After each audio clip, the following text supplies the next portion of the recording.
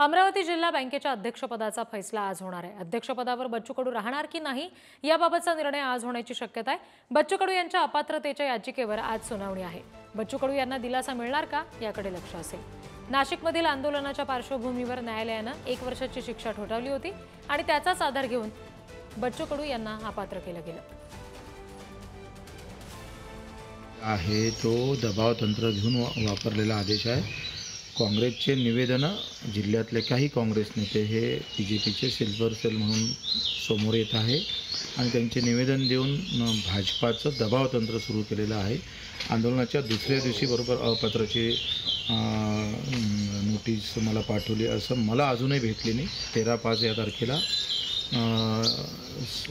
Oblique एक असं लिहून त्याच्याबरोबर ॲडजस्टमेंट केली आणि त्या दिवशीच या विभागीय नियंत्रकांनी सरकारी वकिलाचं मतही मागितलं का याच्यात काय करावी आणि 1 महिना 13/5ची नोटीस आज आम्हाला माहीत पडतं हे मोठं ह्याच्यात गडबड आहे।